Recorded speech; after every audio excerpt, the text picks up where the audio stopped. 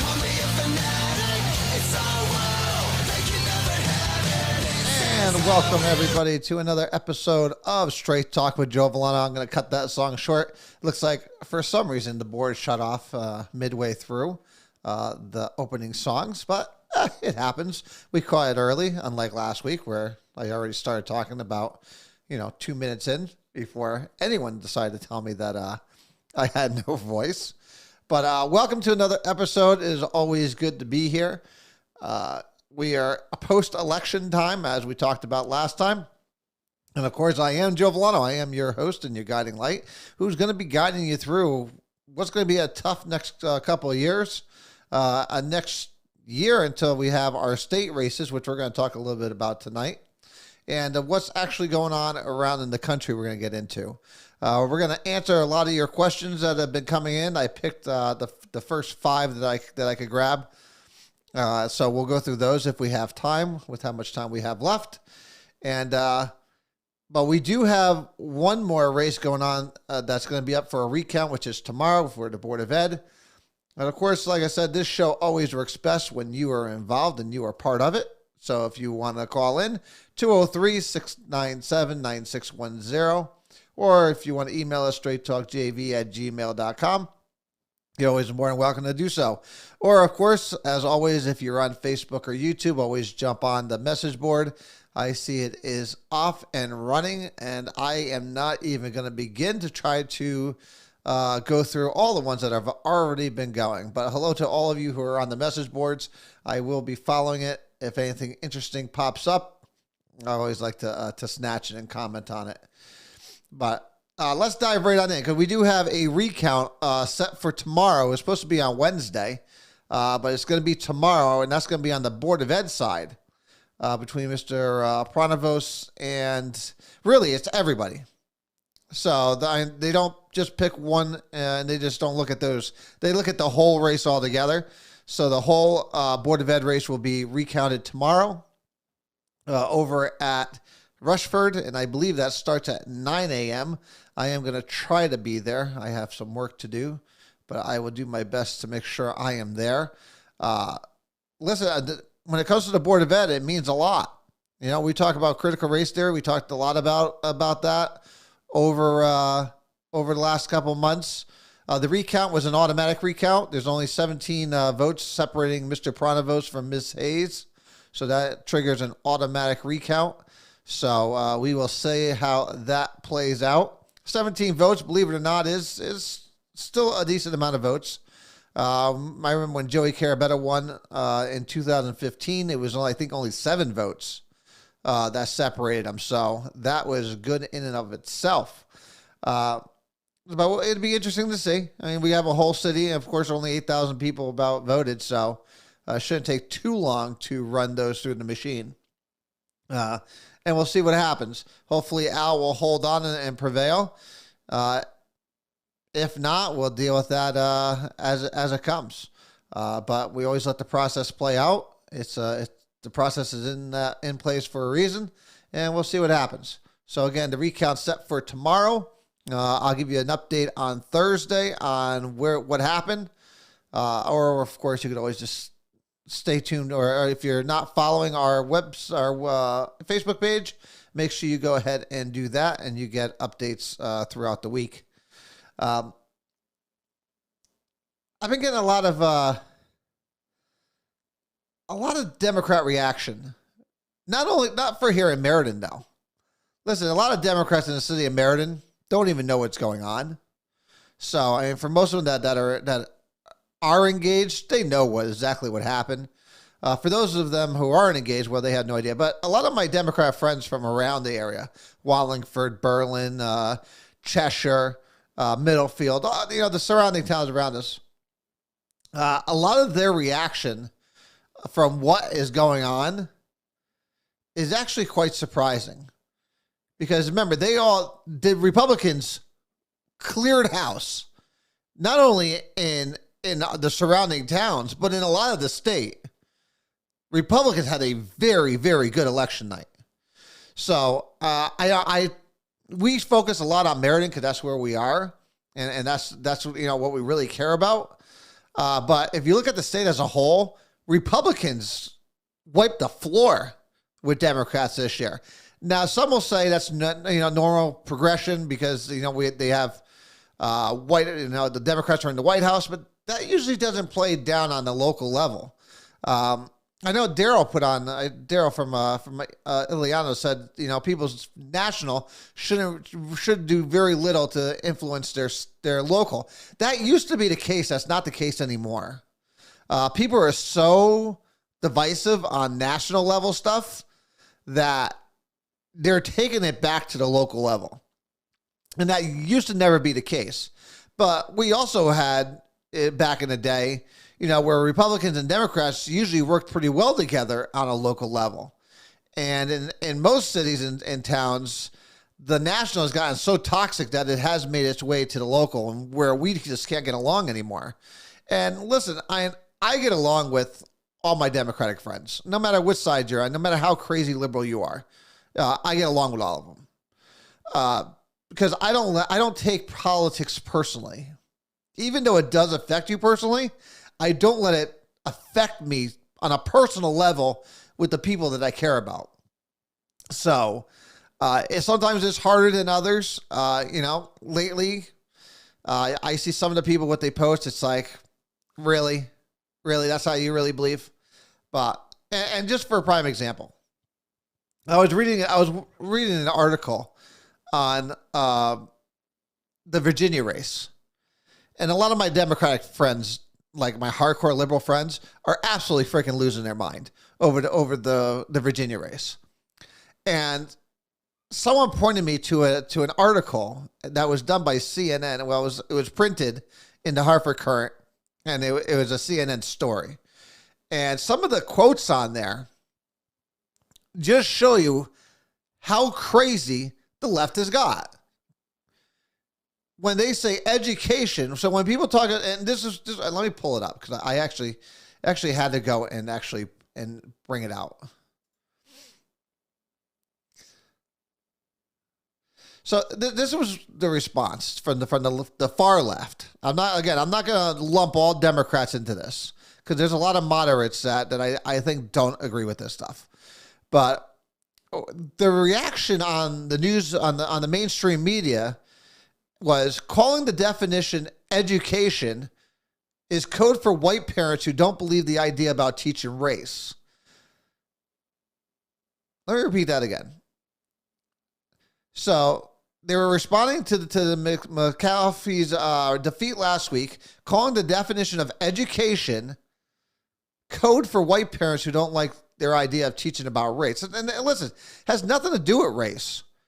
The fact that it has to do with parental rights, when we as parents have a say in what we want our children being taught, and when we sit there and talk about critical race theory, no, critical race theory should not be taught in the city schools.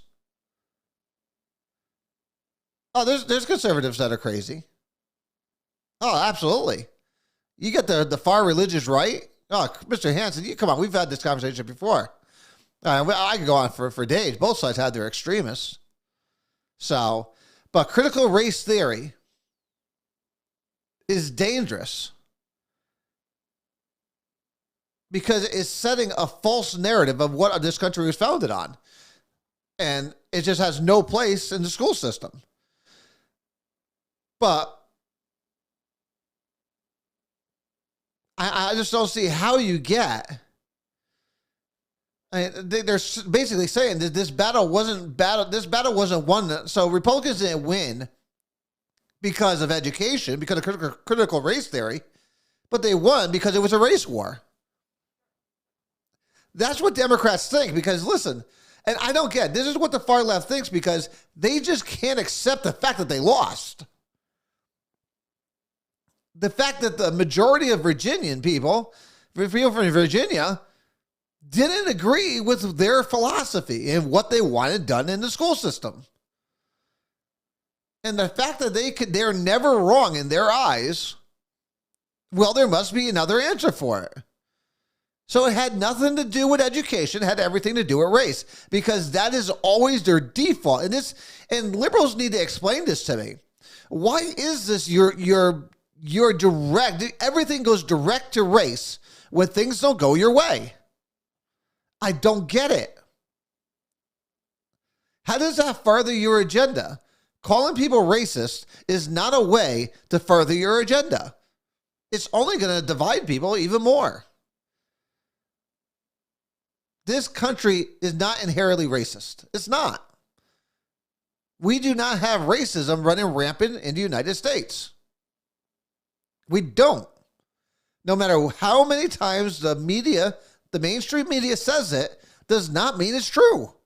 Because you can't point to a single thing that will show any statistic that shows that that's happening. We're dealing with that here in the city of Meriden. You have the majority of the city council who are social justice warriors who are always playing the race card. Always. Because that is their default. When they can't win on facts and they can't win an argument based on substance, they immediately go to the race card. Sonia Jelks does it all the time. LaRue Graham does it all the time now. Thomas said she can't get her head out of her ass, so I don't even know what's going on with her. It is a new version of bullying. But that's because, listen, for decades, every time a liberal has pulled the race card, it immediately shuts down the other side. And for decades, that's how they have won their arguments. Because nobody wants to be called a racist. No one. But the gig is up. And people know what they're doing. And now people are calling bullshit. And the problem is, liberals don't know how to react to it. So they're freaking out. So everything, if they don't win, it can't be their policies. It must be because you're a racist. That is a dangerous way to look at things. We can just agree to disagree. I'm fine with that. There's a lot of liberals that disagree with me. That's fine. But I know where their heart is, especially local Democrats. We could disagree, no problem. But again, that post I put last time about how liberals think and how it depends on who's saying the facts on whether they're true or not. That is liberal ideology 101 now. If you're mean and you don't say things nicely and you don't sit there and stroke their head while you're saying mean facts to them, it must be untrue because it's coming from you. And if that's the way that they look at things, that's sad. They're letting other people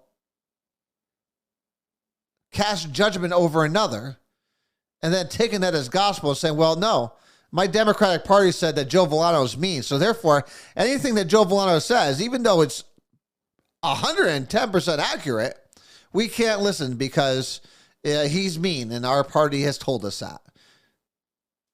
That's basically the Democratic Party now. On a national level, they did it with Trump. I wish I could sit there and say we had a strong Republican in the state, but we don't. We need one.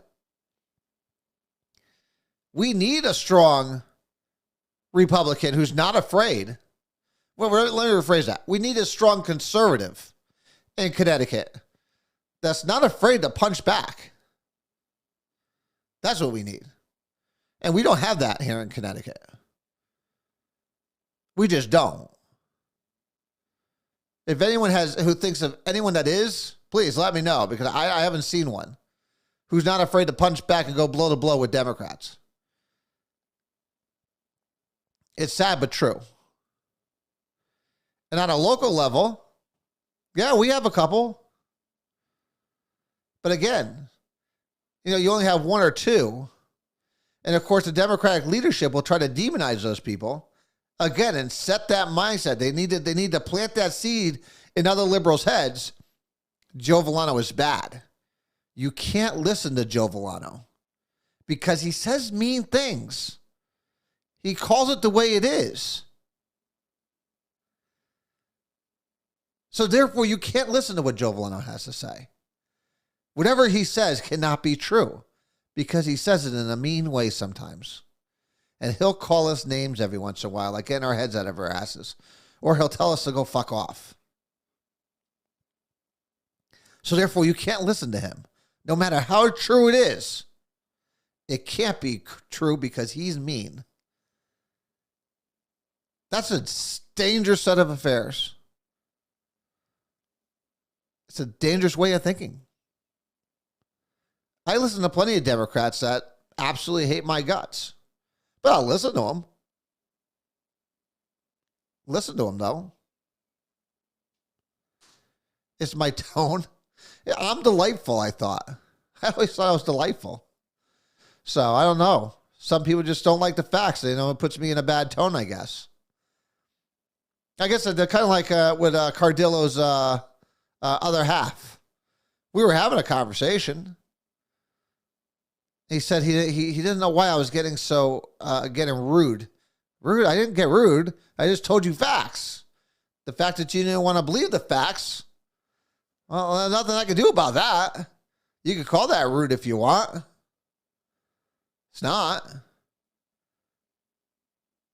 And do I get a little animated sometimes? Absolutely, because we're talking about some serious issues here.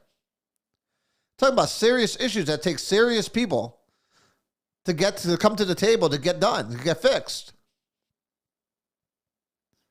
I am a ray of sunshine, Siobhan. Thank you. I knew I was. Oh, they're never going to reach over to the other side, Bob. We can't expect that. But again, this is where we're at. You know, this would have never been the way it was back in the day. And I'm talking about 5 to 10 years ago. 5 to 10 years ago. It would never be like this.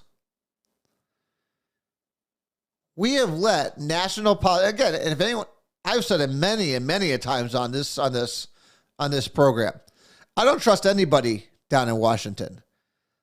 The system in Washington is broken. It needs to be torn down and redone because it is extremely, extremely dangerous for our country. There is way too much money in politics in Washington. It has corrupted the entire system. I was just watching a piece on Nancy Pelosi, who just in 2018, she was worth $115 million. Now she's worth over $321 in less than 4 years. And every time a new bill was going to come out, she would go ahead and make investments in these companies before the policies went through. That's the problem. That's the problem. There's way too much corruption in politics, especially down in Washington. But the question is, how do you fix it? Because again, you have a very small majority of the American people that are educated or informed of what's going on. And these incumbents keep getting elected and elected and elected without thought. It's crazy. How do you fix Washington when the people outside don't want to fix it? That's the dilemma we're in right now. Trump showed us that you could come into Washington and fix it. You could come in as an outsider, not having any political experience, and you can fix Washington. You can fix problems. Listen, Washington thrives on problems. They create problems so that they could spend money to fix them, so that they get money in return. It's one big vicious cycle down in Washington. It's crazy. We need term limits for everybody. For everybody. We put term limits on the president so that there would be no corruption, so that you wouldn't have too much power. But they never did it for themselves because they're making too much money. And like I always say, whenever there's a problem or anytime there's an issue, follow the money. If you follow the money, it's going to lead you to the cause of the problem. But like I said, we're at a time right now where people just don't care. And you got one half of the country getting really frustrated and wants to do something about it. But then you have the other part of the country that benefits from not having to work, not having to worry about, again, look at all the free shit you get. Cell phones, you get energy assistance, free housing. I mean, you get all, and I could go on and on and on. So where's the incentive for them to want to do better? And it hasn't just been Democrats that have done that. Republicans have been right alongside, lockstep in Washington. But see, I don't think it is a matter of connecting with the people. You can connect all you want. Where's their incentive? Where's their incentive to better themselves when they could get everything for free? Look at the state of Connecticut. You could be unemployed. You could not work. And if you took the option to get all the benefits of the state, you could make $50,000 a year just by doing nothing. By doing nothing. So where's the incentive? That's something that's going to need to be fixed. But again, where are the politicians' incentives to fix it? It's getting them votes. That's why they do it.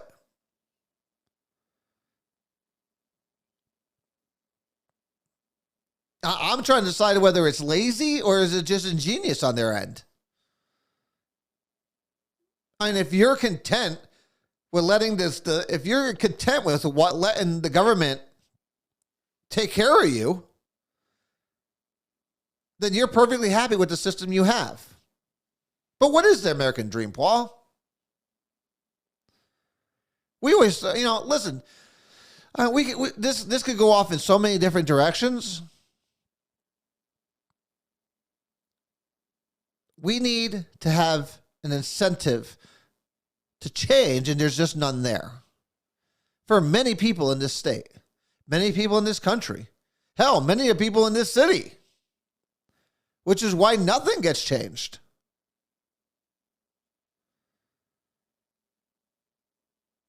We're getting to that point where people are going to start dividing themselves based on what party they're at. Ben Shapiro had a very good article a couple weeks ago where he put a hypothesis out there. Hey, let's all just split up. Republicans go to these states, Democrats, you go to these states. And let's see what happens. And if we look at it, this state of Connecticut really has already done that. You're getting more and more liberals and Democrats coming into the city of Meriden. You're seeing more Republicans leave, and you see more Republicans go to the suburbs around us. And look at what's happening. I mean, the proof is in the pudding. Proof is in the pudding.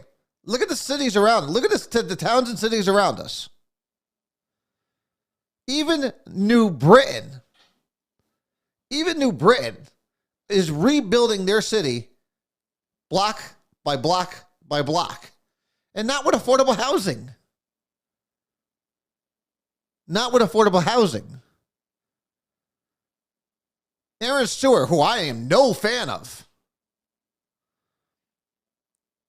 she's building it with the cooperation of businesses.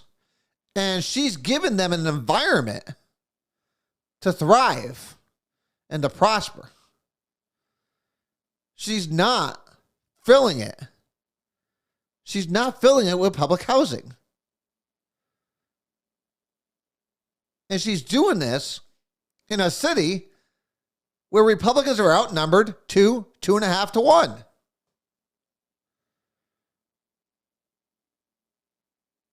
because listen, you can't argue with success. Donald Trump said it best. Let your naysayers say what they want. Keep your head down, move forward with your agenda, and when success will happen. And when success happens, what are your naysayers going to say then? They're going to try to spin it, but there's no way of spinning success. And the ultimate kick in the mouth is success. New Britain is a prime example of that. Wallingford is a prime example of that. Berlin, Southington, Cheshire, all Republicans. North Haven, Republican. And then there's Meriden. Then good old Meriden, stuck there in the middle. Adding more and more public housing. Adding more and more debt.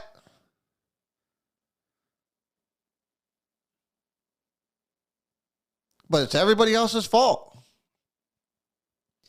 It's never the council's fault. When really it's our fault. It's our fault for allowing these people to be elected over and over and over again. But like I said, elections have consequences. Elections have consequences, and here they are. Like I said, the first one is the police chief. If he hasn't already been put on notice, CRB is happening. Now his goal is to try to limit its effect on his police officers. His job is now to go into defense mode. And he needs to defend his officers to the best of his ability and try to limit this thing as much as he possibly can.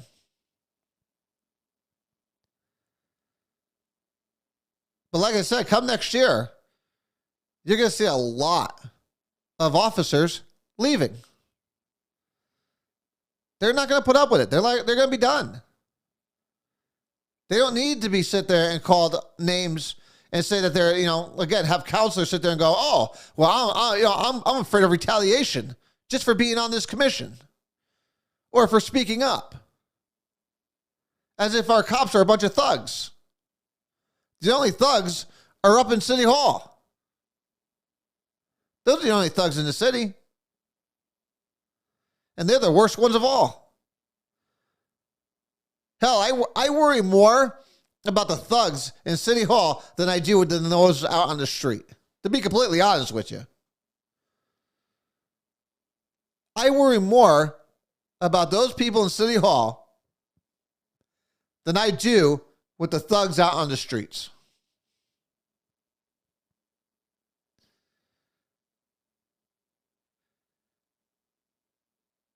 So what's the answer to, again, we talked about, when we talked about people around the area, around Meriden, we asked, what was when people were out on the campaign trail, what's the one issue you have the most? And most of it was blight. But now I'm reading a story that they want to put a mural down on Bunker Street. Under the underpass, on the underpass wall. Now listen, I think murals are nice when done properly, but murals should be on buildings of businesses. Now, I worked for Tyco down in New Haven for years, and for years, Tyco was known for one thing, other than obviously printing, was for their mural that was on the side of their building for years, for decades. There's a mural of the city of New Haven on the side of the Tyco building.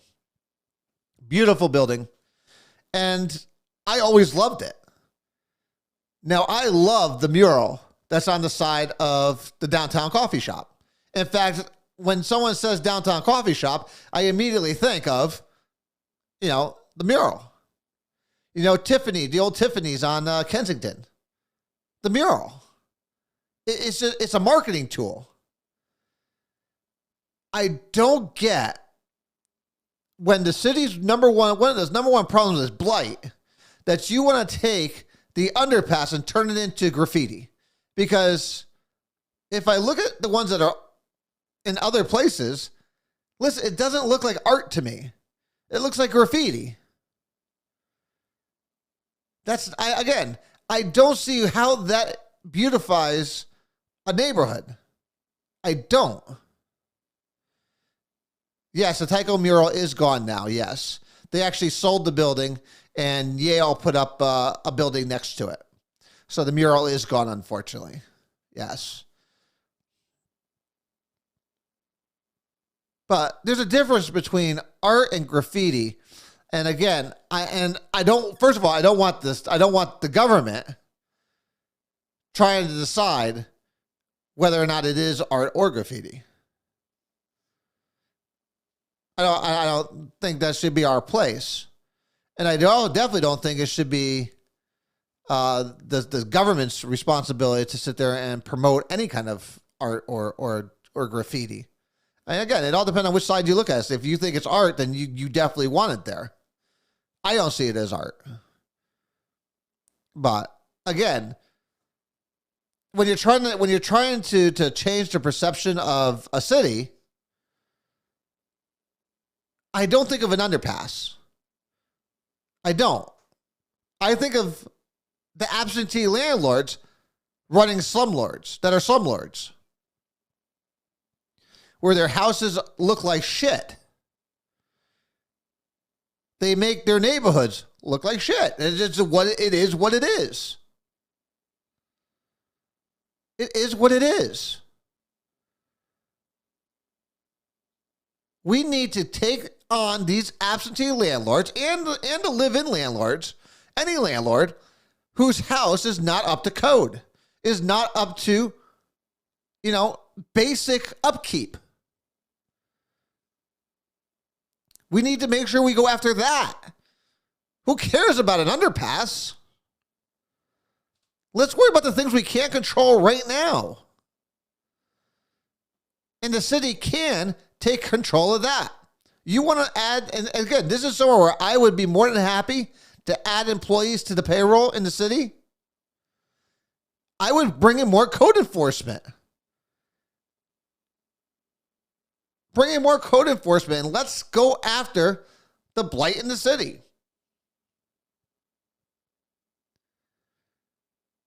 Let's take care of some of these abandoned factories that are in the city.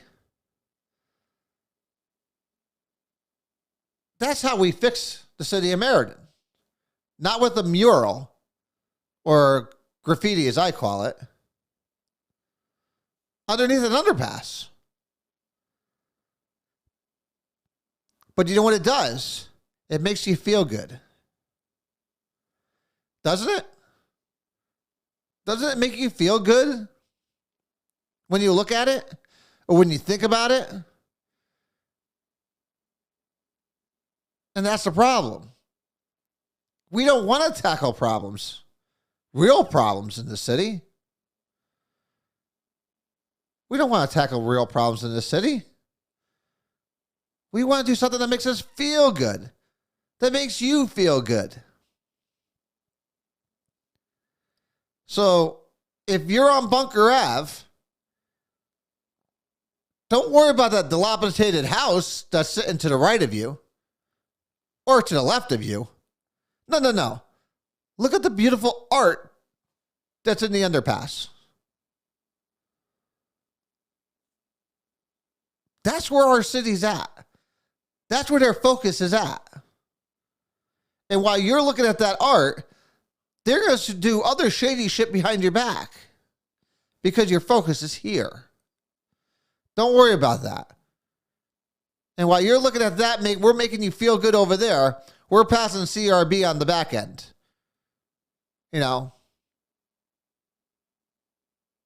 It's absolute craziness going on.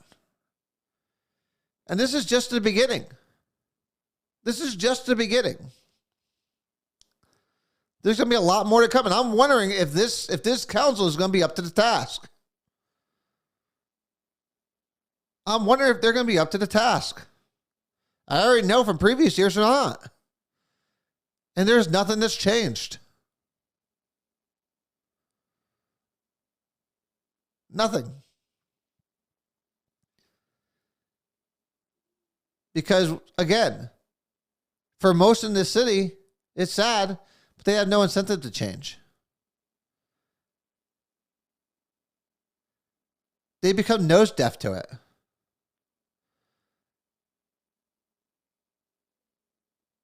They have no idea. Nor do they want to. They're perfectly content with the lives they have. Because their American dream, liberals have made that to be a slogan for white supremacy, for crying out loud. That's basically, it's a racist, in fact, you can't even say it anymore. It's considered racist. Because who's America?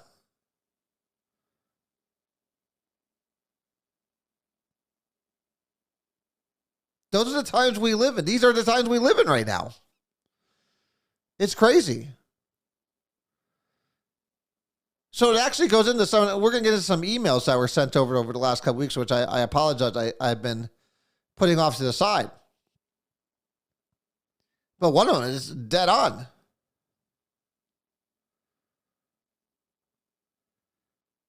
So it's going to be very interesting. But there is one more story, because obviously I'm in the fuel business, so I always keep track of what's going on in that world. And heating oil and stuff and energy, you're going to be paying 30 to 40% more this year. And when the Secretary of Energy was asked about it, you know what her response was? It is what it is. It is what it is. Which is very interesting to me, because why would she say that? Because their energy prices are exactly where they want them to be. So they could pass off all these new Green Deal type policies.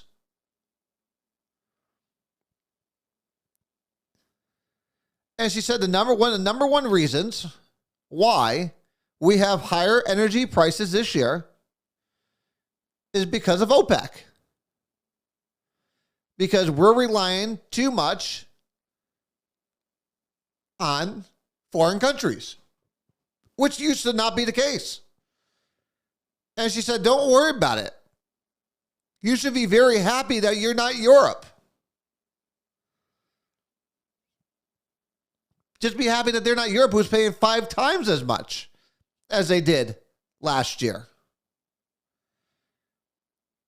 So you should thank us for that.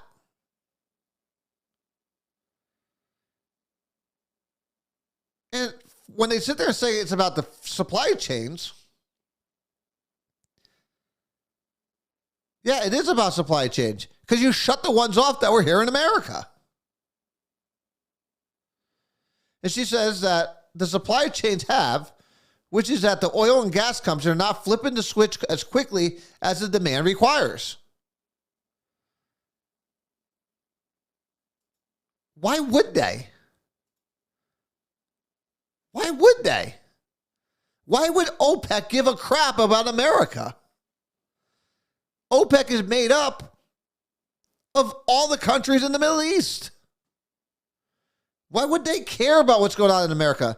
They're going to make more money off of us. Which is why we needed to be independent, energy independent here. When Trump was in office, we were exporting oil out.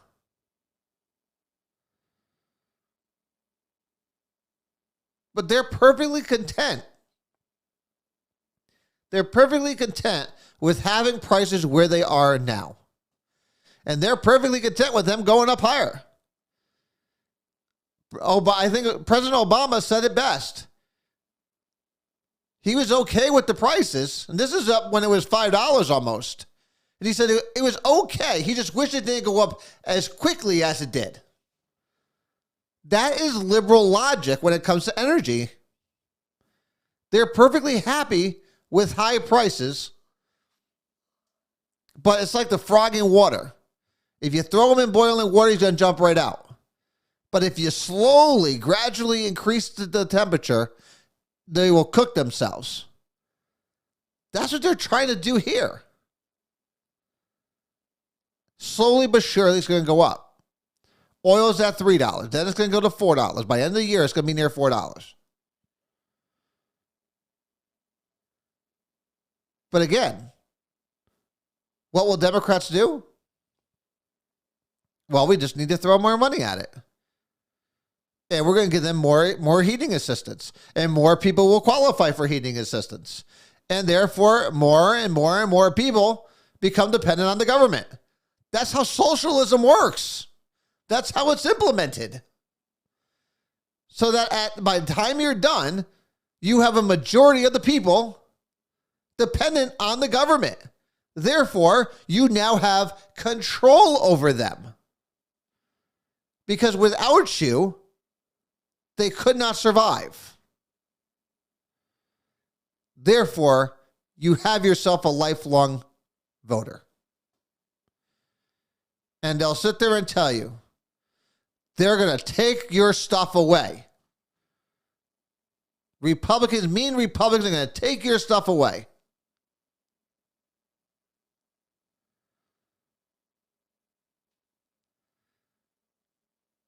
Listen, all for safety nets. But there's got to be an end to it.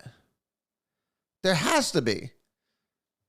Like I said, I have been well off. I have been piss poor.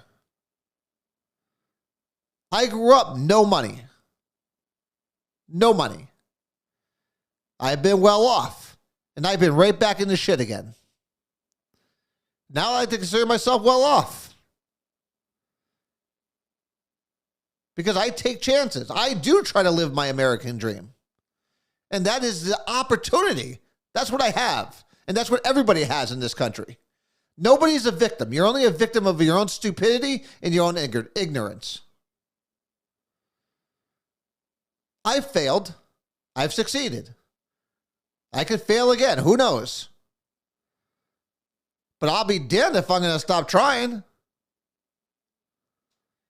No successful person in this country, no matter any of the richest people you see, that is not their first attempt. In fact, I posted a thing on my Facebook. It's one of my favorite quotes. It's like, everyone congratulates you when you're pregnant, but nobody knows how many times you got fucked to get there.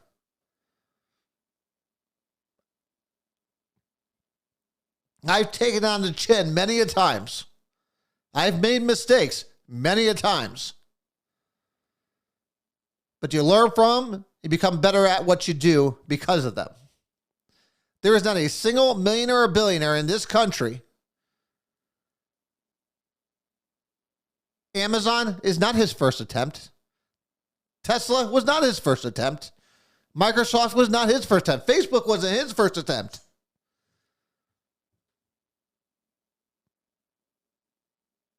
Nobody knows about your failures. They only know about your successes. Which is good. But the one thing those people all have in common is they never gave up. And they never took no for an answer. That's what makes this country great. That's what this country was founded on. This country was founded on taking risks. That's how we became the greatest, most powerful country in the world. And when you fail, that safety net is there to catch you and to put you back on your feet so you could try again. That is the American dream. Because as long as you keep trying, there's always success on the horizon.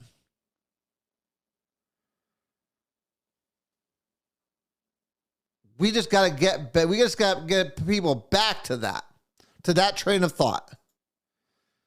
Unfortunately, I don't see it happening anytime soon. So we did get some questions. I did want to take the last 15 minutes to go over some questions because they've been coming in, and some of them are quite interesting.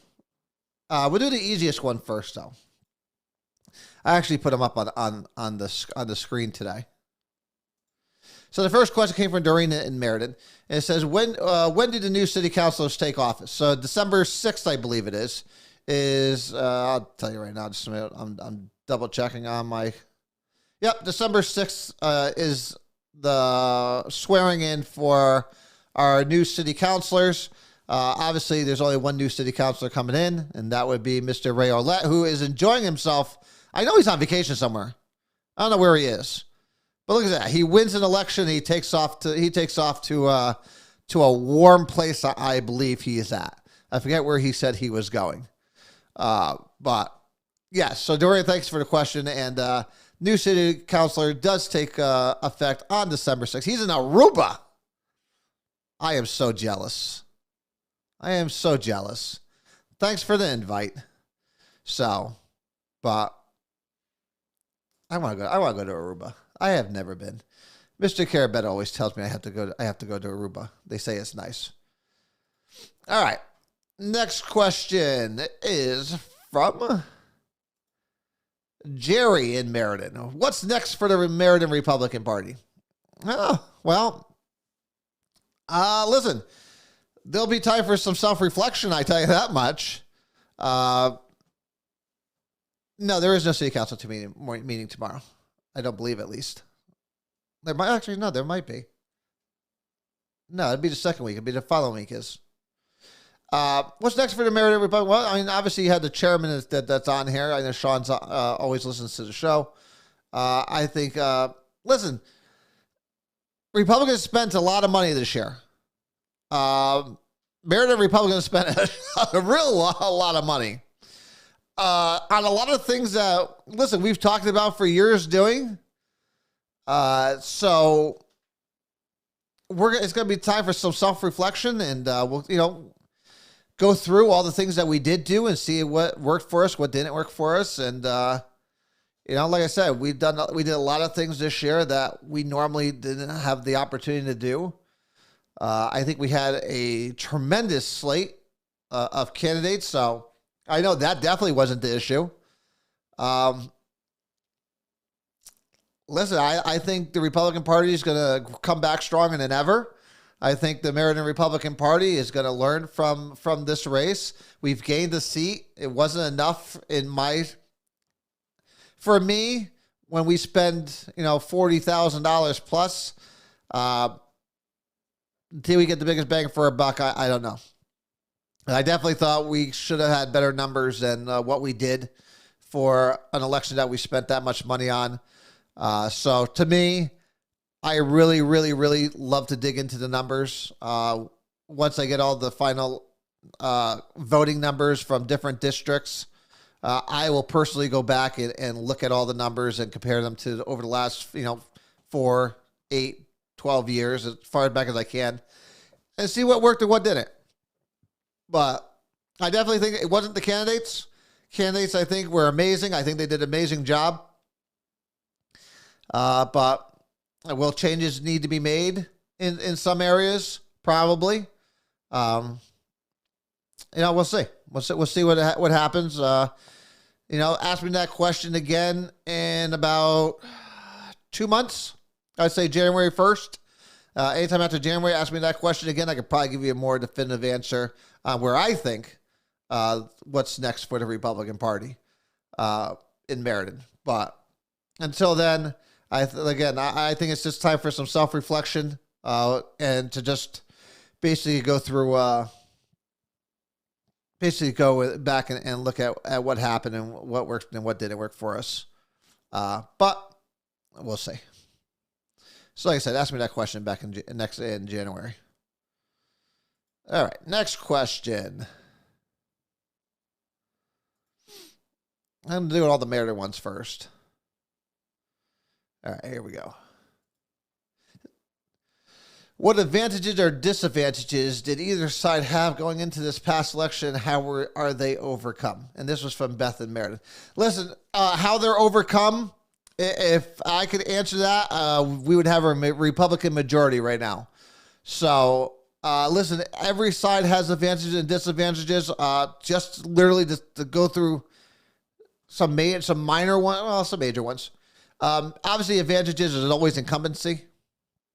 That's always the biggest advantage you could have.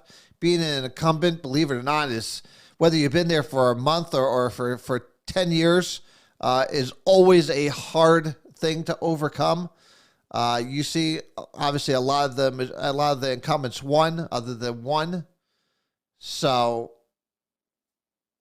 and that's always an advantage. The disadvantage, obviously, is vice versa on that. If you're on the other side, obviously, for Democrats, obviously, name recognition, a D in this city will get you very far.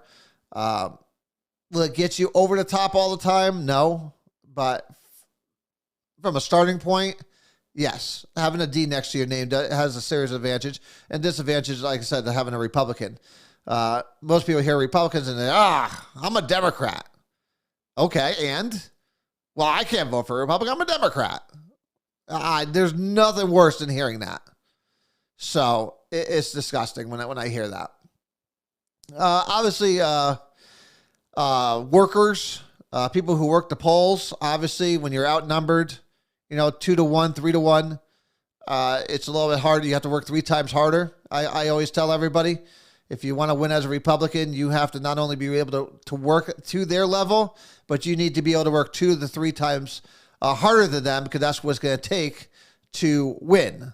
So I always tell Republicans that when anyone ever comes to me and says, hey, I want to run for office.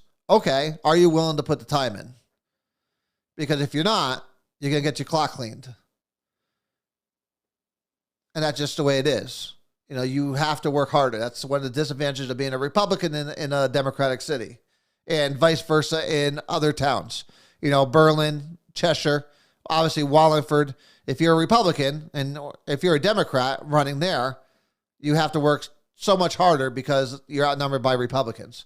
So it just depends on what town and thing you're in.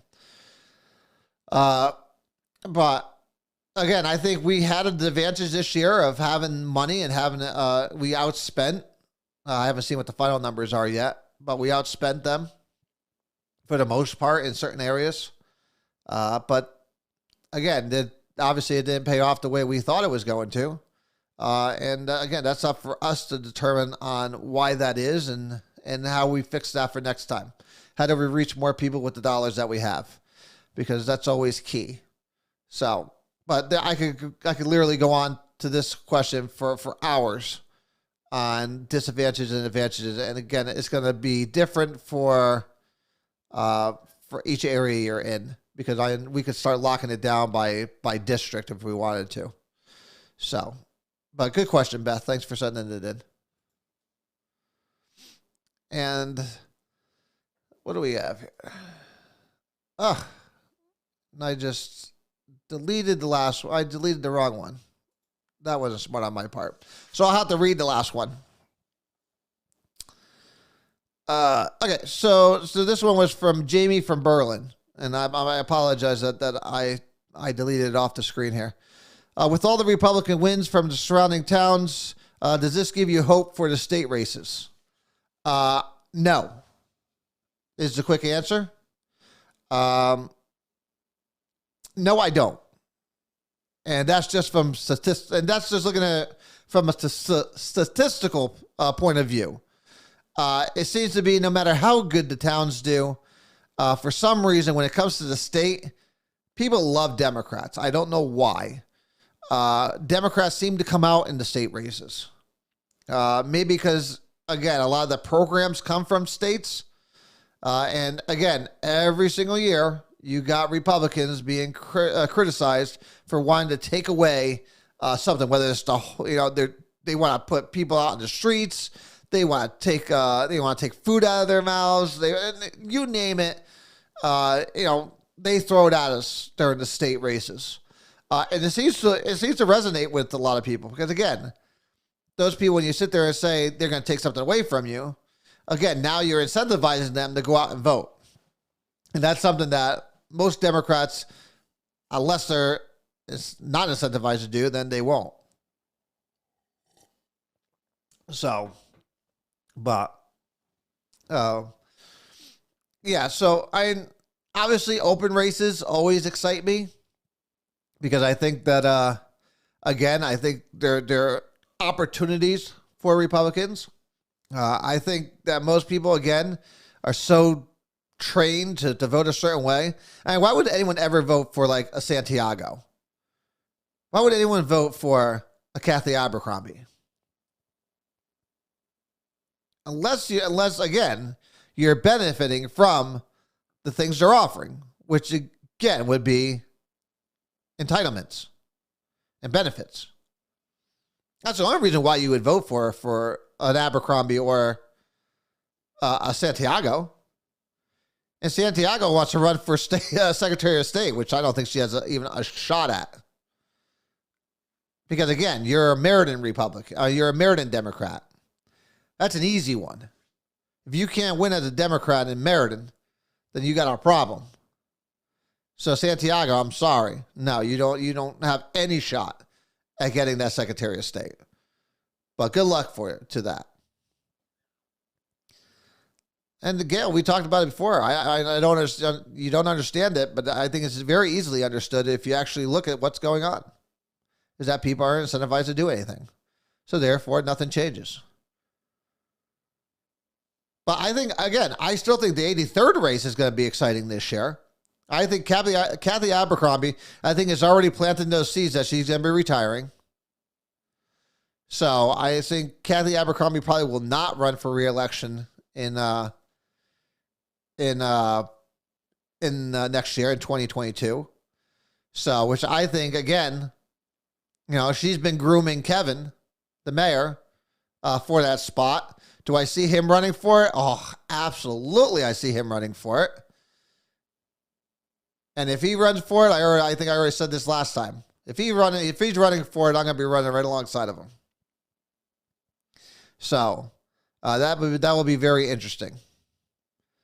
That'll get me out of my so-called retirement of running for office.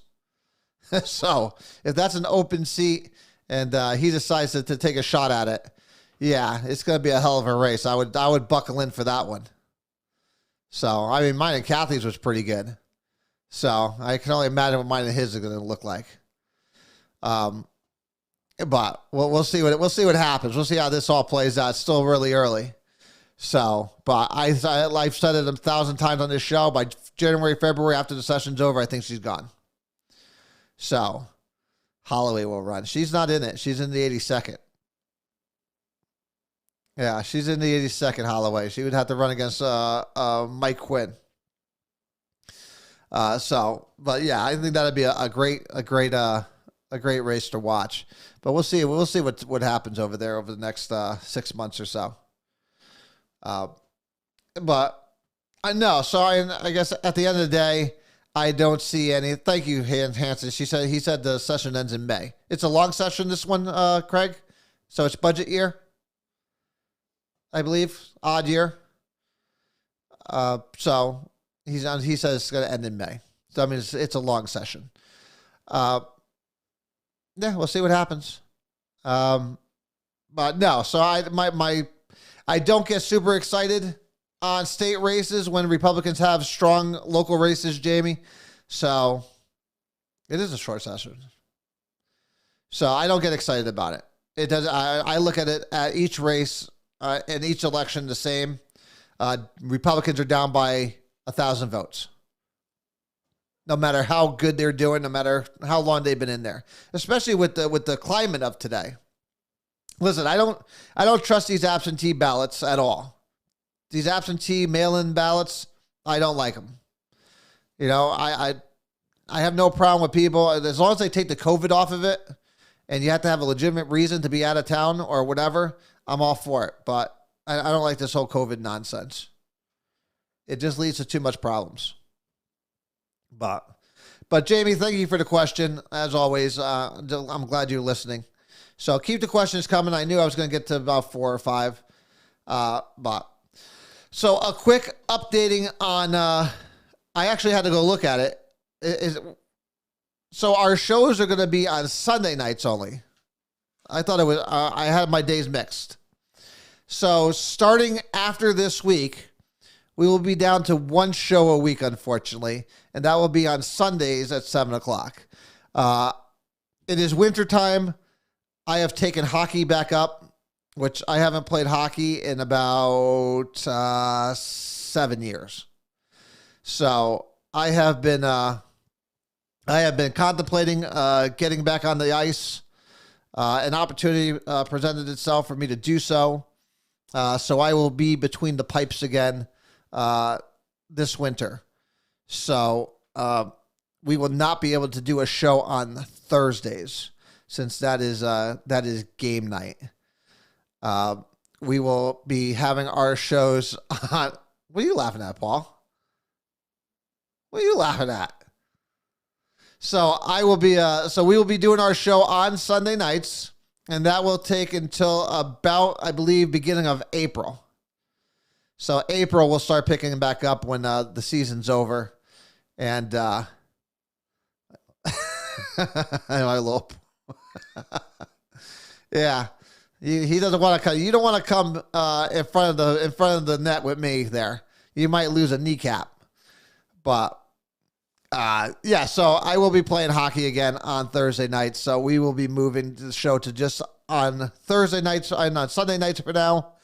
So, but we will have a show this Thursday. Yeah.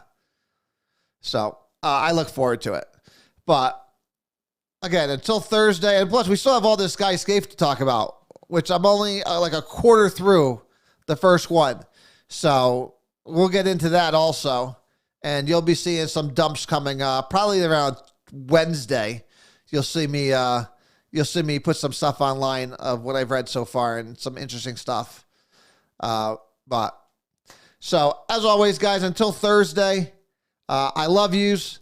I will see you then. God bless you. And as always, God bless this great city of ours. And most importantly, God bless this amazing country we have. Without it, we are nothing. I love you guys. And until I see you guys on Thursday, I fear you good night.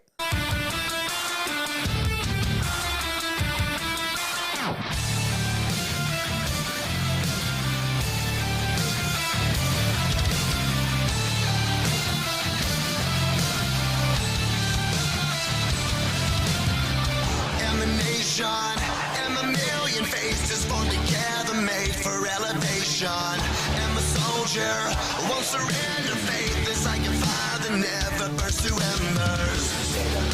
The voice of the unheard. Love is the answer. I gotta speak it, believe it, that's how I feel inside. I can't sit here quiet. You can take my heart, you can take my breath when you pry it from my cold dead chest. This is how we rise up. Heavy as a hurricane, louder than a freight train. This is how we rise up. Heart is beating faster, feels like thunder. Magic static, call me a fanatic. It's our world, they can never have it. This is how we rise up. It's our resistance, you can't resist us.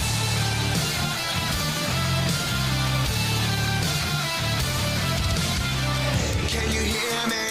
Are you listening? Sleeping and the shadows could be making history.